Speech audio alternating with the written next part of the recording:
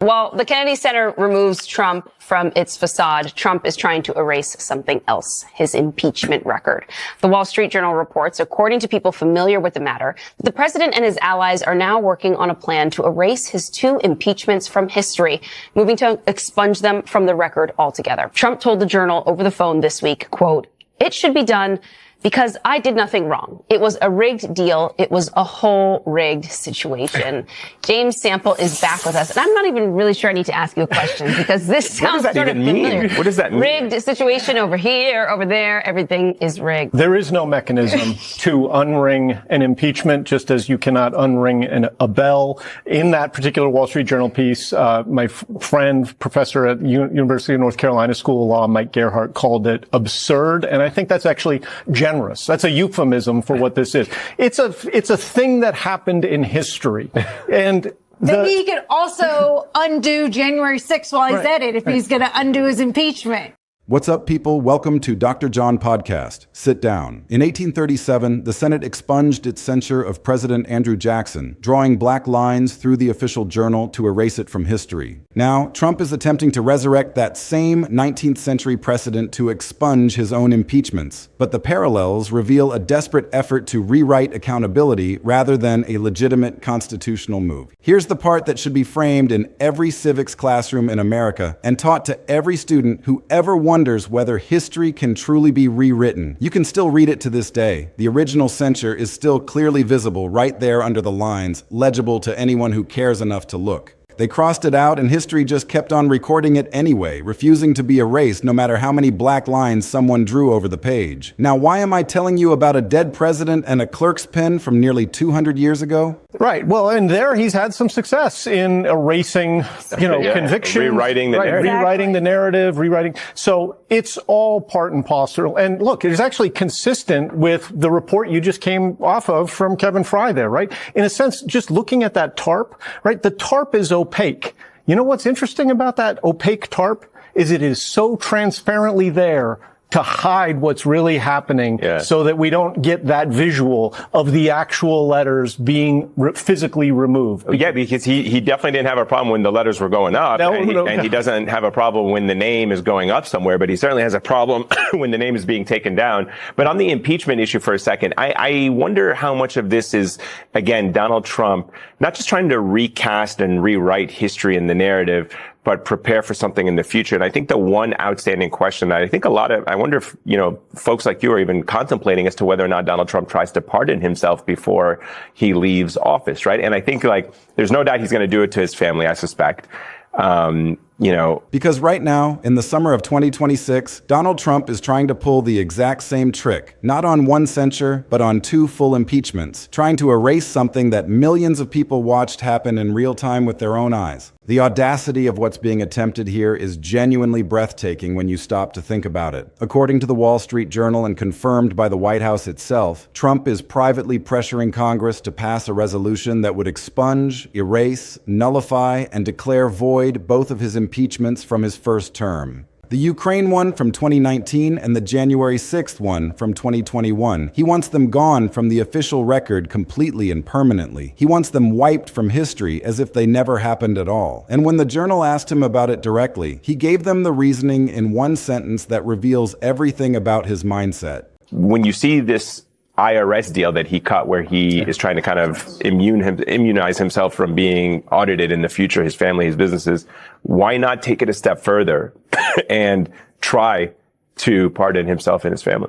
I'd be surprised if he doesn't try that, but I think that you're absolutely spot on in pointing to the IRS immunity deal. I understand, and I don't think it's a mistake by any stretch, why so much attention has been paid to the slush fund, right, to the anti-weaponization fund. Let's be clear. The real prize from his perspective was that audit immunity deal, and it is, at least on a relative level, flying under the radar. If you could give yourself something that no one has ever had, right? Literally unprecedented, and it was worth $100 million, and you could give it to yourself as settlement for a case that is not actually an adversarial case, and which Judge Kathleen Williams, briefs were submitted as recently as last night. It should be done because I did nothing wrong. That's it. That's the entire legal theory. I did nothing wrong, therefore unring the bell, therefore make everyone forget that any of this ever occurred. It's an argument that would get laughed out of any court in the land, but this isn't about courts. This is about something else entirely, and House Speaker Mike Johnson isn't laughing this off. Oh no. Johnson called the impeachments a sham and a hyper-partisan attack job, using language that could have been ripped straight from Trump's own social media feed. He said the expungement makes a lot of sense, which is a remarkable statement from someone who's supposed to be the leader of the legislative branch. And then Johnson said the words that should stop you cold and make you realize just how seriously this is being taken. He said it is a priority for the leader of the House of Representatives. Erasing 6-year-old history is a priority. Are you kidding me? At a time when the country faces genuine crises that demand attention and solutions, in Florida is considering the question of whether or not there was even a case to settle. That would be a pretty significant gift.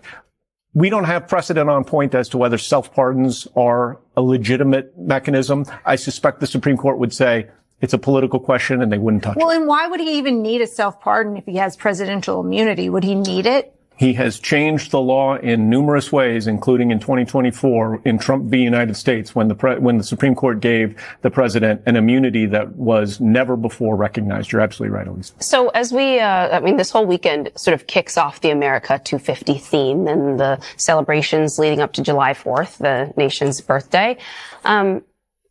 You're a constitutional law expert. What do you think our founders would think, if they were to be dropped down and be able to visit Washington, D.C. and get caught up in what's been going on in the country right now on its 250th birthday? What do you imagine would be going through their minds? This is what the Speaker of the House is spending his political capital on. Oh, and there's one delicious detail that makes this entire situation even more perfect before we go on. Remember Andrew Jackson, the president whose censure got the black line treatment back in 1837? Guess whose portrait hangs prominently in Trump's Oval Office right now, staring down at the current occupant as he plots his own version of the same maneuver? Yep, Old Hickory himself, glaring down from the wall, while the current president reaches for the exact same playbook that Jackson used nearly 2 centuries ago. Trump has always loved Jackson. The rage, the grudges, the us against the elites mentality, the willingness to do whatever it takes to win. And now he's literally reaching for the Jackson playbook page by page. Well, the founders were flawed. Sometimes I think we make the mistake of romanticizing them as perfect people. They were flawed just as we all are. But I think that my assessment of where we are at age 250 is that there are real reasons for concern, but that the situation is not hopeless. And the examples that I would point to for hope are the kinds of things we've seen even in just the last year and a half. The people freezing in the cold in Minnesota who didn't complain for an instant about being out there. That's the kind of America that we can be. And I think that's the kind of America that, frankly, we need to be if we're going to make it another 250. I think they would be concerned about the devolution of separation of powers. I think they would be stunned at the power of the president and the impotence of Congress, whether by choice or by force. So Trump has continued his trend of appointing personal lawyers into plum positions within his government. James McDonald has been selected to lead the New York Federal Prosecutor's Office. What do you make of that appointment?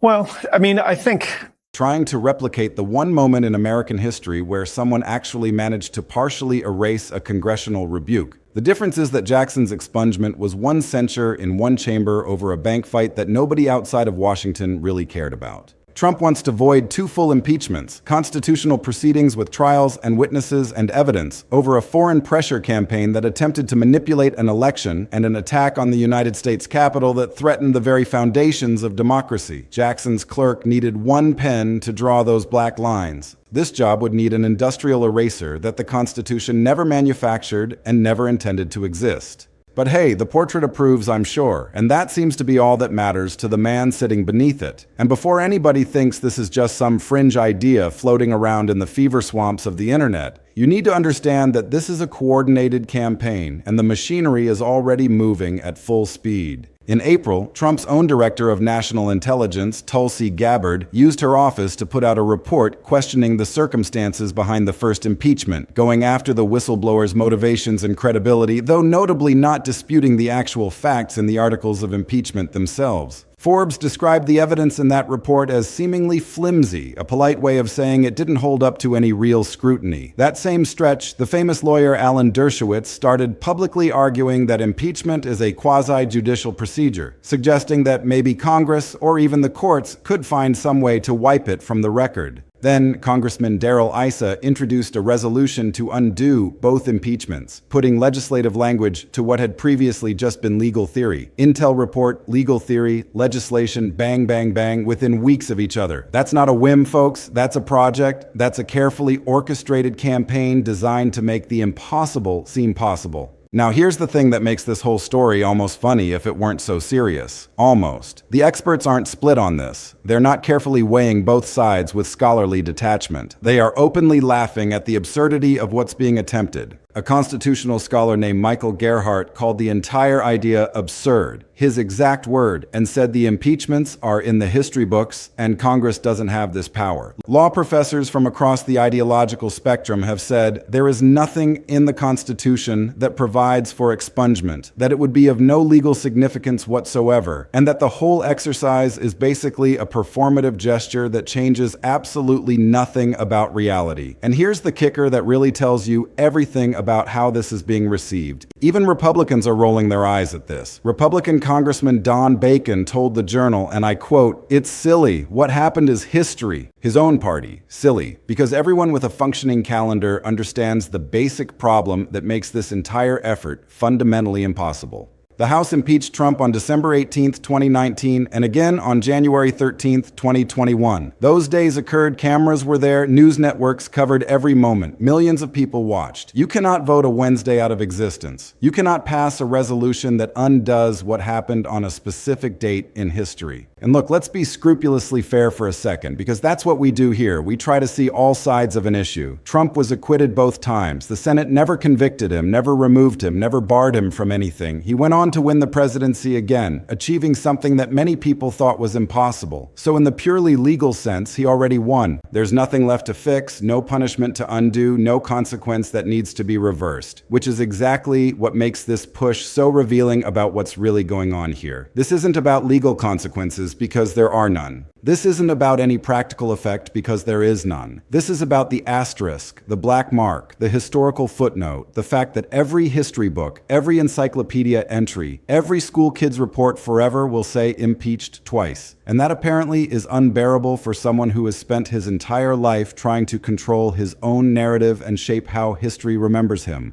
So unbearable that the President of the United States, with wars simmering around the globe, prices squeezing families in every state, and real crises demanding attention, is spending his political capital trying to get Congress to gaslight the historical record. That's not governing. That's something else entirely. Buckle up, because we're about to build the full picture of what's really happening here and why this matters so much more than most people realize. All right, let's build the full picture, starting with what these impeachments actually were, because the details matter enormously when someone's trying to erase them from the historical record. Impeachment number 1, December 18th, 2019, 2 articles, abuse of power and obstruction of Congress. The core of it was Trump's pressure campaign on Ukraine, pushing a foreign government to investigate Joe Biden, his political rival, while holding up military aid that Ukraine desperately needed to defend itself against Russian aggression. The House impeached him on both articles, sending the case to the Senate for trial. The Senate tried him and acquitted him in February 2020, with Mitt Romney becoming the only Republican to vote to convict on one article, the first senator in American history to vote to convict a president of his own party, a moment of conscience that would define his legacy.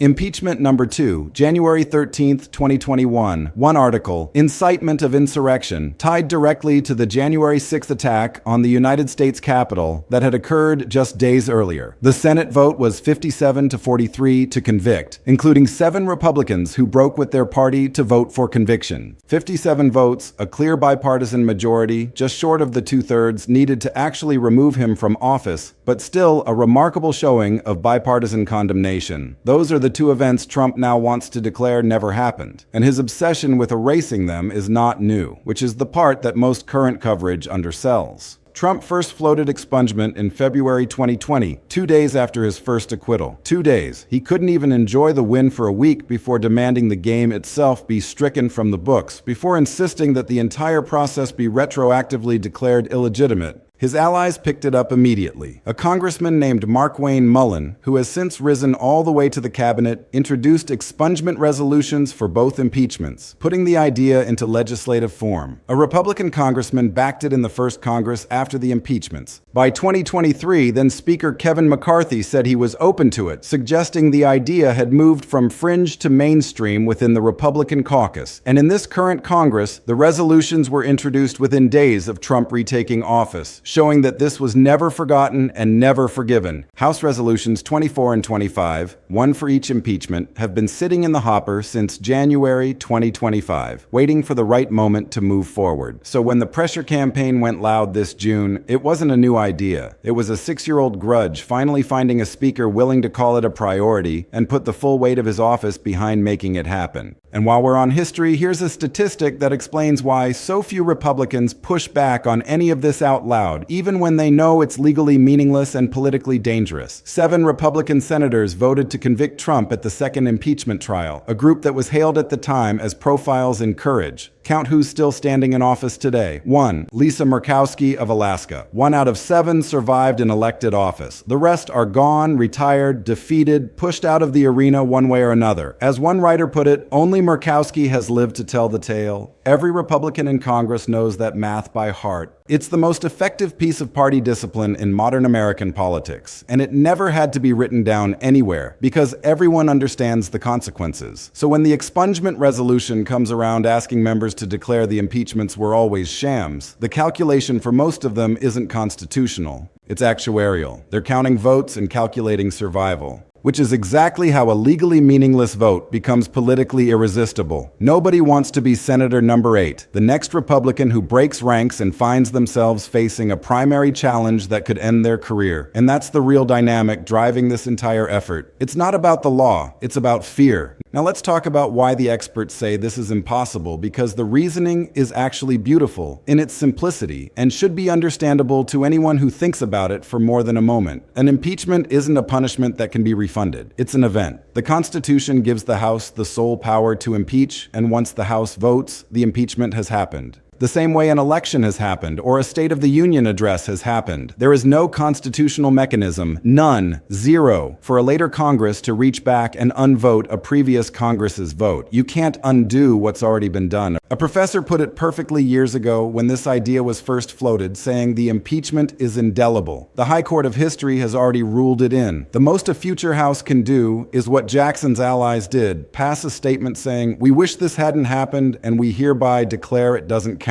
And just like Jackson's clerk with his black lines, the original stays right there on the page, now with a bonus exhibit attached, showing how badly someone wanted it gone. An expungement resolution doesn't erase the stain, it laminates it. It makes it permanent and impossible to ignore because anyone who looks will see both the original and the attempted cover-up. So if it's legally meaningless, why do it? Now we're at the real story. Because this expungement push is one brick in a much bigger wall. And once you see the wall, you can't unsee it. You start to realize that this isn't about one thing, it's about everything. Think about what Trump has been stacking up over the past several years. The Supreme Court's immunity ruling for official acts, which gave him partial protection from criminal prosecution. The 2 federal Jack Smith prosecutions, dismissed without prejudice because he's a sitting president, meaning they could theoretically be refiled later, but probably won't be. The Georgia election interference case, same situation, effectively frozen while he's in office. The New York felony conviction for falsifying business records, still standing but sentenced as an unconditional discharge with no punishment, and he's appealing it and has tried repeatedly to drag it into federal court where friendlier doctrines might apply. And remember the IRS settlement we covered where he got a formal government apology plus a $180 billion fund for allies claiming persecution. Now add expungement of both impeachments to that list. See the pattern that's emerging? Every negative entry on the ledger is being individually attacked, legally where possible, symbolically where not, to construct one giant narrative for the history books and the next election. Total vindication. Never guilty of anything. All of it was fake. And the timing tells you the rest because this isn't just about the past. It's armor for the future. The midterms are coming up this November, and Speaker Johnson himself stood on the stage at a big conservative conference and warned the crowd, if we lose the House majority, the radical left is going to impeach President Trump. That's not paranoia, by the way, because the groundwork is already being laid. In December, Congressman Al Green filed impeachment articles over a Trump social media post accusing Democratic lawmakers of seditious behavior punishable by death in all caps, language that was alarming to say the least. Republicans tabled it, but 140 Democrats voted to keep it alive, showing that there is appetite for another impeachment if the political circumstances change. 140 Democrats. So Trump's team can count. They know a Democratic House means impeachment number 3 is a live possibility that could become a reality at any moment. And what better preparation than getting your side to formally declare that impeachments of Trump are illegitimate by definition? Expunge the old ones now, and the next one arrives pre-labeled as another hoax, another witch hunt, another partisan attack that doesn't count. It's narrative warfare fought in advance, designed to neutralize the impact of any future impeachment before it even happens. Now, here's where most people get this story wrong, so lean in close. They treat this as Trump being thin-skinned about the past, a vanity project, an old man polishing his legacy, and sure, there's plenty of that. This is a man who reportedly cannot stand that twice impeached is glued to his name in every news story, every biography, every reference to his presidency. But the vanity red misses the dangerous part that should concern everyone, regardless of political affiliation. Follow the Jackson precedent to its logical end. If a House majority can declare a previous House's impeachment void because they like the guy who was impeached, then impeachment, the Constitution's single strongest check on the most powerful office on earth, becomes fully reversible partisan weather that changes with every election. Every future impeachment of any president from any party becomes a pending item waiting to be voided the moment the majority flips. The black mark stops meaning anything, and in a check that carries no lasting mark against a president who already enjoys broad immunity and has watched every criminal case against him dissolve, that's not a check anymore. That's a suggestion. It's a warning sign that says the emergency brake has been disconnected and the car is going to keep rolling no matter what. And let's give the White House its side, because fairness is what we do here. Their spokesperson came out swinging, saying Trump's deranged Democrats spent years launching phony attacks and weaponizing government against him, and that the same people are simply interested in undoing those shameful actions. And you know what? Millions of Americans genuinely believe that.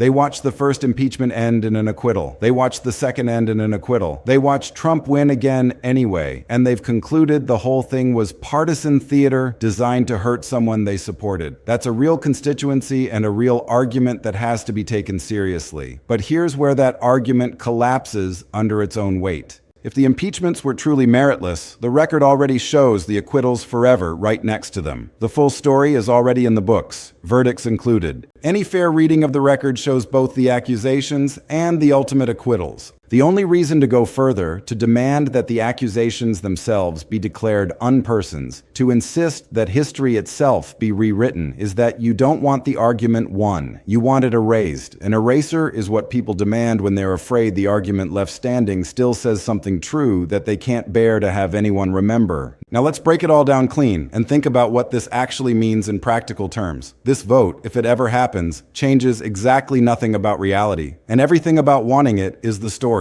The impeachments happened on December 18th, 2019 and January 13th, 2021. Recorded votes, public trials, worldwide coverage, no resolution reaches back through time to undo what already occurred. The historians have been unanimous and almost bored about it, saying the same thing over and over again. Indelible in the books. No such power exists to change what's already been recorded. So when this much machinery mobilizes, a speaker, an intelligence director, famous lawyers, multiple congressmen, all mobilizing for something with zero legal effect, you're not watching lawmaking. You're watching a loyalty ritual, a demand that the party formally sign its name to the proposition that reality is negotiable and facts don't matter if they're inconvenient. And every Republican who votes yes isn't erasing history. They're entering themselves into it as a co-signer of the attempt, someone who will have to explain their vote to future generations who will wonder why anyone thought this was a good idea. Look at what this is a priority instead of because that's the real story. Speaker Johnson called it a priority, and Senator Adam Schiff, who prosecuted the first impeachment, went straight at that soft spot, saying there's no expunging disdain and that the priority reveals a president who cares little about Americans' economic hardships and only ever about himself. Now, discount Schiff as a partisan if you like. He is one, but run the inventory yourself and think about what's actually happening in the country right now. Approval ratings in the 30s with 65% of Americans saying his policies made the economy worse. A war that just barely paused, hanging by a thread in Doha.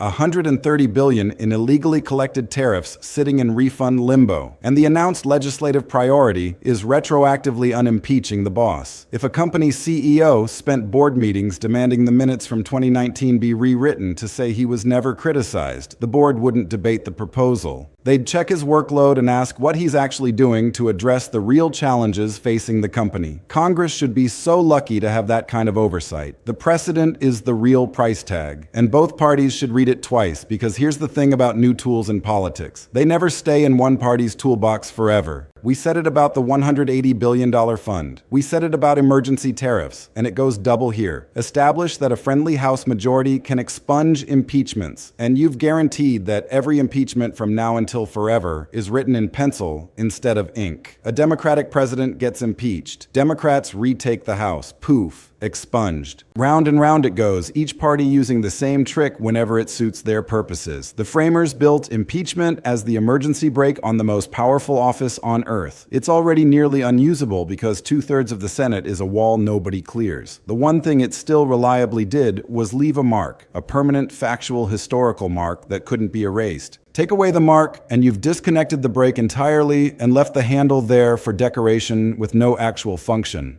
So why does this matter to you personally? Plainly and simply, because the fight over what's written down is the fight over what's true, and you live downstream of that truth, whether you realize it or not. Most people will never read a Senate trial transcript. They'll absorb a sentence. He was impeached twice, or those impeachments were expunged as shams. Which sentence wins determines what a generation believes happened in one of the most consequential periods of American history. And this White House understands that better than any in history, which is why they're so relentless in pursuing these narrative victories, even when they have no legal effect. It's the same instinct behind the Intel report relitigating the whistleblower. The demanded apology from the IRS, the fund compensating allies of the persecuted president. Each one is a fact being sanded down and repainted, a piece of history being reshaped to fit a more flattering narrative. Your defense is the same one we practice here every week. Anchor on what verifiably occurred. Votes have numbers, trials have records, dates have newspapers. Nobody's clerk with any pen can blackline those out of your head unless you let them. And keep your eye on the one mark that's proven hardest to sand down, the felony conviction, because that's the other half of this cleanup operation, and it's not going as smoothly as the impeachment expungement effort. A New York jury convicted Trump of falsifying business records, 34 counts. That conviction still stands today. The sentence was an unconditional discharge, no prison, no fine, nothing, because the courts concluded you can't practically punish a sitting president without interfering with the functioning of government. But the conviction itself is on the books, a formal judgment from a jury of his peers that he committed crimes. Trump's push to expunge his impeachments is part of a broader pattern, building a total vindication wall while protecting against a third impeachment. But the move forces swing district Republicans into a damaging vote, erodes institutional credibility, and mocks the senators who convicted him, all while setting the stage for midterm consequences. If Republicans hold the House, the expungement passes. If Democrats win, impeachment articles follow. Both outcomes already pre-framed as political theater.